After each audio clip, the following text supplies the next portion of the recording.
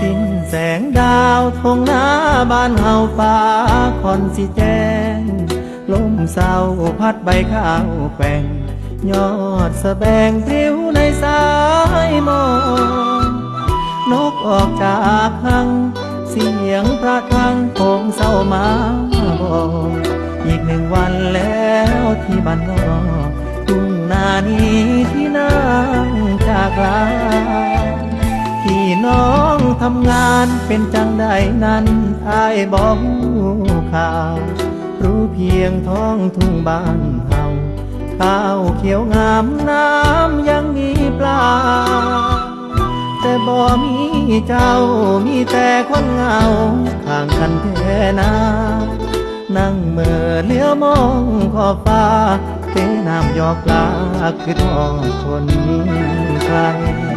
กลิ่นดอกลำดวนย้ำเศร้าหอมลอยตามลมชื่นใจคล้ายกลิ่นเส้นผมของคนงามยามเฉยชิดไกลสาวนาใกล้กัน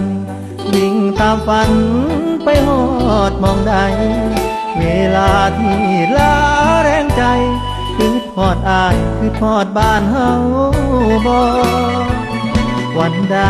กลับนาอายสิพามาเที่ยวคันแท่เก่า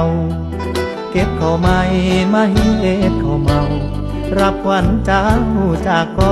ทม.อยากนั่งฟังลำห่มผ้าน้ำยามลมหนาวทออายสิมีมือนั้นอีกบ่คนตอบที่รอบอกอยู่ใส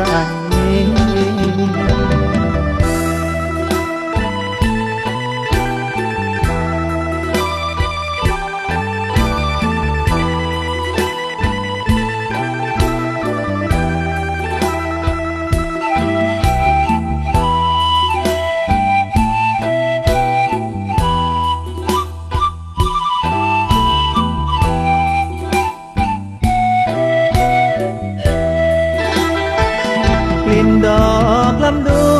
วนย้ำเศร้าหอมลอยตามลมชื่นใจคล้ายกลิ่นเส้นผมของคนงามยามเฉยชิดไกลสาวนาใกล้กันวิ่งตามฝันไปหอดมองใดเวลาที่ลาแรงใจคือทอดอายคือทอดบ้านเฮาบ่วันใดกลับนาอายสิพามาเที่ยวคันแท่เก่าเก็บข้าวใหม่มาเฮ็ดข้าวเมารับขวัญเจ้าจากกทม.